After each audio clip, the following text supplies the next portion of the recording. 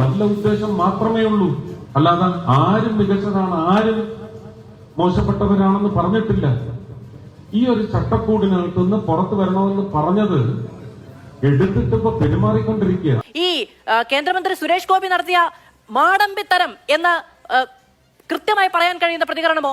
എങ്ങനെയാണ് മനുഷ്യരെ ഉന്നത കുലജാതർ അല്ലാത്തവർ എന്ന് കാണാൻ കഴിയുന്നത്? ഒറ്റ സെക്കൻഡ്, നിങ്ങളുടെ മാതൃഭൂമി പത്രത്തിലെ ക്ലാസിഫൈഡ്സിന്റെ അകത്ത് ഒന്ന് നോക്കിയാൽ മതി. നിങ്ങൾ ഓരോ ഞായറാഴ്ചയും പബ്ലിഷ് ചെയ്യുന്നത് ഈ നാട്ടിലെ ജാതീയത എത്ര കൊടിയമായ അവസ്ഥയിലാണ്, എത്ര ഭീകരമായ അവസ്ഥയിലാണ്. ചെറിയ വട കൊടുത്ത് വലിയ വട വാങ്ങിച്ചു. നിങ്ങൾ വളച്ചൊടിക്കണ്ട മാധു. ഈ നാട്ടിൽ എന്തിനാണ് സംവരണം എന്ന് പറയുന്ന സംഭവം ഉള്ളത്? ഈ നാട്ടിൽ സംവരണം എന്ന് പറയുന്നത് എന്തിനാണുള്ളത്? ഉത്തരം പറ. അത് നീ ഇപ്പൊ ചോദിച്ചതേ ഒരു ആദ്യം ഊള ആൻസറാ. ഇനി സുരേഷ് ഗോപിയുടെ പ്രസ്താവനയുടെ കാര്യം ഇവിടെ ഞാൻ ഇപ്പോഴും ഓർക്കുന്നുണ്ട്. EMS നമ്പൂതിരിപ്പാട് എന്ന ഒരു ഉന്നത കുലജാതനെ, ഒരു ബ്രാഹ്മണനെ ഇവിടെ അധികാരത്തിൽ ആ പാർട്ടിയുടെ നയിച്ചപ്പോൾ ഇതിനെ ചോദ്യം ചെയ്തപ്പോൾ അന്ന് ഇവിടുത്തെ CPM നേതാക്കൾ പറഞ്ഞിരുന്നത് കാര്യം അദ്ദേഹമാണ് അതിന് ഏറ്റവും യോഗ്യൻ. കാരണം എന്താ പറഞ്ഞാൽ ആ ഉന്നത കുലജാതനായിരിക്കുമ്പോൾ അവരനുഭവിച്ച പ്രിവിലേജ് എന്തൊക്കെയാണെന്ന് അദ്ദേഹത്തിന് അറിയും. ആ പ്രിവിലേജ് താഴെയുള്ള പാവപ്പെട്ടവർക്കും തൊഴിലാളികൾക്കും കിട്ടാൻ ഏറ്റവും രീതിയിലുള്ള തീരുമാനമെടുക്കാനും അത് മനസ്സിലാക്കാനും അങ്ങനെ ആ പ്രിവിലേജ് അനുഭവിച്ചവർക്കേ പറ്റുള്ളൂ എന്ന് നിലപാടെടുത്ത ഒരു സംഘടനയാണ് CPM കേരളത്തിലെ. വിഷയത്തിൽ നിന്ന് തെന്നി മാറുന്നു. ഞാൻ അതിനോട് യോജിക്കുകയാണ് ചെയ്യുന്നത്. എനിക്ക് മനസ്സിലാവുന്നില്ല സുരേഷ് ഗോപി എന്തിനാണ് ഇത് പിൻവലിച്ചത് എന്നുള്ള കാര്യം. തീർച്ചയായും അങ്ങനെ ഇവിടെ ഇനിയിപ്പം നമ്മളിവിടെ ഇതിനകത്ത് കടന്ന് ബഹളം വെക്കുന്നു ഒക്കെ ചെയ്യുന്നു. ഇവിടെ നമ്മൾ ഉന്നത കുലജാതൻ അല്ലെങ്കിൽ താഴ്ന്ന ജാതിക്കാരൻ എന്ന് വേർതിരിവുണ്ടോ എന്ന് ചോദിച്ചാൽ നമ്മുടെ സമൂഹത്തിൽ ഇപ്പോഴും അതുണ്ട് എന്നുള്ളത് ഒരു യാഥാർത്ഥ്യമാണ്. ചില നേരത്തെ സത്യങ്ങൾ നുണയായിട്ടേ മറ്റുള്ളവർക്ക് തോന്നും. അത് നമ്മുടെ സമൂഹത്തിലല്ല, ചിലരുടെ മനസ്സിൽ എന്നുള്ളതാണ്. നമ്മൾ ഭരണഘടനയ്ക്ക് മുന്നിൽ തുല്യരാണ്. നമ്മുടെ ഭരണഘടന അനുസരിച്ച്, നമ്മുടെ രാഷ്ട്രസങ്കല്പം അനുസരിച്ച് ഈ പറയുന്ന ഉന്നത കുലജാതരല്ല എന്ന് ചില തിരുമനസ്സുകൾ വിചാരിക്കുന്ന ആളുകൾക്ക് ഈ നാട്ടിൽ ഭരണഘടന നൽകുന്ന സ്വാതന്ത്ര്യവും പ്രിവിലേജും എന്താണ് എന്ന് മനസ്സിലാക്കാൻ കഴിവില്ലാത്തവരാണ് നിങ്ങൾ താഴ്ന്നവർ എന്ന് വിചാരിക്കുന്നവർ എന്നുള്ള ഒരു മിഥ്യാബോധമുണ്ട്. അവിടെ നിന്നാണ് ഈ പറയുന്ന തികട്ടലുകൾ ഉണ്ടാകുന്നത്. അത് മാധവിന്റെ മനസ്സിലുള്ള വിഷം കൊണ്ടാണ് മാധവിന് അങ്ങനെ തോന്നുന്നത്. അതായത് ഈ നാട്ടിൽ എന്തിനാണ് സംവരണം എന്ന് പറയുന്ന സംഭവം ഉള്ളത്? പിന്നോക്ക വിഭാഗങ്ങൾക്ക് സംവരണം, ആദിവാസി വിഭാഗങ്ങൾക്ക് സംവരണം, ട്രൈബ്സിന് സംവരണം എന്നുള്ളത് എന്തുകൊണ്ടാണത്? ആ വിഭാഗത്തിനെ മുഖ്യധാരയിലേക്ക് കൊണ്ടുവരണം. അത് എന്ന് വെച്ചാൽ അതിന്റെ അർത്ഥം എന്ന് പറഞ്ഞു കഴിഞ്ഞാൽ അവരെ ഇനിയും സാമൂഹ്യമായി ഒരുപാട് ഉയർത്താനുണ്ട്, സാമൂഹ്യപരമായ ആ ഒരു തുല്യതയിലേക്ക് എത്താനുണ്ട് എന്നുള്ള ഒരു യാഥാർത്ഥ്യമാണ്. അല്ല, അവരെ നയിക്കേണ്ടത് തിരുമനസ്സുകൾ മാത്രമാണ്. ഞാൻ ഇത് നോക്കൂ, ഈ പറയുന്ന മന്ത്രി ആരായിരിക്കണം, വകുപ്പ് ആരായിരിക്കണം എന്നത് സംബന്ധിച്ച കാര്യങ്ങൾക്കൊക്കെ അപ്പുറത്ത് ഉന്നത കുലജാതർ എന്ന് പറയുന്ന ഒരു വേർഡ് ഉണ്ടല്ലോ, അത് വായിൽ നിന്ന് താഴേക്ക്, വായിൽ നിന്ന് സമൂഹത്തിലേക്ക് വമിപ്പിക്കാൻ ഉണ്ടാകുന്ന ഒരു മനസ്സുണ്ടല്ലോ, അതാണ് പ്രധാനം. എന്തിനാടാ ഇങ്ങനെ ഓരിയിടുന്നത്? അല്ല, അതിന്റെ വേറൊരു വശം കൂടെ പറഞ്ഞിട്ടുണ്ടല്ലോ. അതേപോലെ തന്നെ ഈ വിഭാഗത്തിൽ നിന്ന് വലിയ സ്ഥാനങ്ങളിലേക്കും ആൾക്കാർ വരണം എന്നും പറഞ്ഞിട്ടുണ്ടല്ലോ. അങ്ങനെ പറയരുത്. ഇത് നോക്കൂ, നമ്മുടെ നാട്ടിൽ നമ്മളെ നയിക്കേണ്ടുന്ന ആളുകൾക്ക്, കേന്ദ്രമന്ത്രിമാർക്ക് ഒക്കെ ഈ പറയുന്ന ഉന്നത കുലജാതരെന്നോ അല്ലാത്തവരോ എന്ന് കുറെ ആളുകൾ വിചാരിക്കുന്ന ഒരു മാനദണ്ഡമല്ല എന്നുള്ളതെന്ന് എന്നാണ് മനസ്സിലാക്കുക. അതായത് നമുക്കറിയാമല്ലോ, ഇവിടെ ഈ നമ്മുടെ നാട്ടിലെ ഈ ജാതിപരമായ ഉച്ചനീചത്വങ്ങൾ ഇന്നും നമ്മുടെ നാട്ടിലുണ്ട്. അതുകൊണ്ടാണ് ഇവിടെ നമ്മൾ സംവരണം എന്ന് പറയുന്ന ആ ഒരു ഉച്ചനീചത്വം ഉള്ളതുകൊണ്ടാണ് ഉന്നത കുലജാതർ എന്ന് പറയുന്ന ഒരു വേർഡ് ഉണ്ടാവുന്നത്. ആ വേർഡ് 2025 നിന്ന് പറയാൻ കഴിയുന്നത് എങ്ങനെയാണ്? ഇത് ആരാണ് ഉന്നത കുലം? ഏതാണ് ഈ ഉന്നത കുലം? ഞങ്ങളാരും വെച്ചനുവദിച്ചിട്ടില്ല. ഒരു സമൂഹം എന്ന നിലയ്ക്ക് കേരളം വെച്ചനുവദിച്ചു തരുന്നില്ല.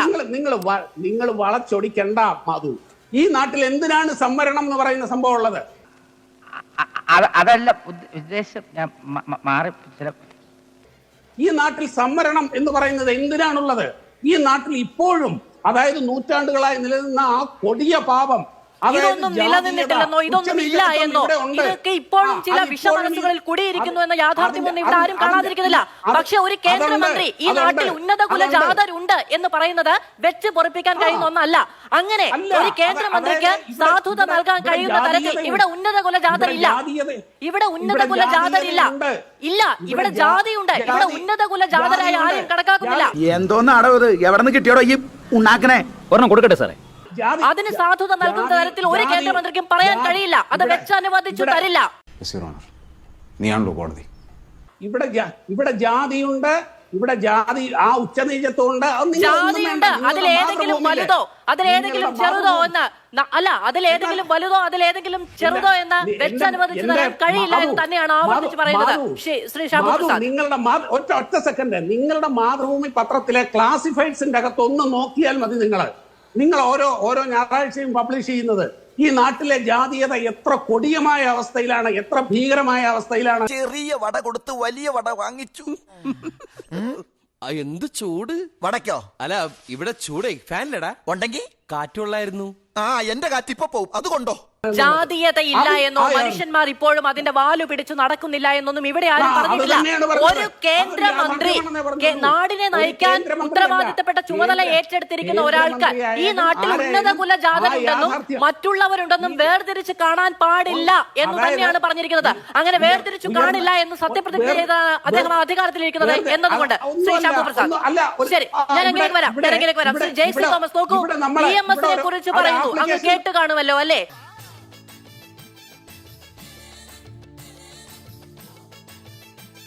അടുത്ത ജന്മത്തിലെങ്കിലും പൂണൂൽ നെഞ്ചിന് കുറുകെ കിടക്കാൻ കഴിയുന്ന ഒരു സമുദായ അംഗമായി ജനിക്കണം എന്നുള്ളതാണ് എന്റെ ആഗ്രഹം എന്ന് പ്രസംഗിച്ചത് ഈ മാന്യൻ തന്നെയാണ്. അപ്പൊ അദ്ദേഹത്തിന്റെ വായിൽ നിന്ന് ഇത് വരുന്നതിൽ അത്ഭുതമില്ല. ആ ചോദ്യം ചോദിച്ചപ്പോഴാണല്ലോ ജെയ്സി തോമസ് EMS നെ അടക്കം ഉദാഹരണം പറഞ്ഞുകൊണ്ട് ഇത് പഴയ കമ്മ്യൂണിസ്റ്റ് ചിന്തയാണ് എന്ന് അദ്ദേഹം പറയുന്നത്. അതിന്റെ ഫ്ലോ കളഞ്ഞു. ഞാൻ അതാണ് പറഞ്ഞത്. അതായത് അന്തസ്സുള്ള BJP നേതാക്കന്മാർ പോലും ന്യായീകരിക്കാൻ വരാത്ത, തള്ളിക്കളഞ്ഞ ഒരു വാദത്തെ ന്യായീകരിക്കാൻ കമ്മ്യൂണിസ്റ്റ് പാർട്ടി നേതാക്കന്മാരെയാണ് അദ്ദേഹം ആശ്രയിക്കുന്നത്. ഞാൻ പറയുന്നു, അതിന് കാലിനടിയിൽ ചവിട്ടി അരച്ച് കളയുന്ന പുല്ലിന്റെ പോലും ആ വാദത്തിന് കൊടുക്കാൻ ഞാൻ തയ്യാറല്ല. അദ്ദേഹം വേറെ എവിടെയെങ്കിലും പോയി പ്രസംഗിച്ചു കൊള്ളട്ടെ ഇത്തരം വാദങ്ങൾ. അതിന് പ്രതികരണം നടത്തി ഈ ചർച്ചയുടെ ഒരു സമയം കളയണമെന്നുള്ള ആഗ്രഹവും അഭിപ്രായവും എനിക്കില്ല.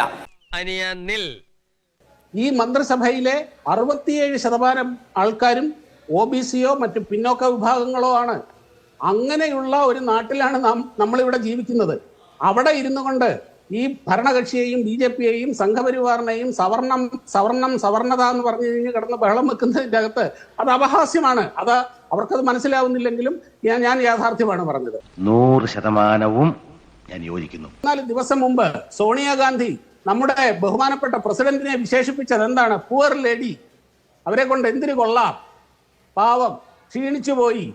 ഈ നാട്ടിലെ ഇവിടുത്തെ രാഷ്ട്രപതിയെ കുറിച്ചാണ് പറഞ്ഞത്.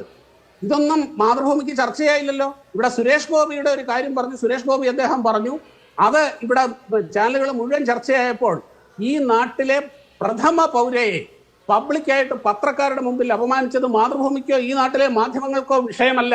അത് തന്നെയാണ് നിങ്ങളുടെയൊക്കെ കാപട്യവും കള്ളത്തരവും. അത് തന്നെയാണ്, ഒരു സംശയവും വേണ്ട. അത് ഇതാണ് ഇവിടുത്തെ വ്യവസ്ഥിതി. We are living in a very cruel society. ഞാൻ പോകുന്നു. ബൈ.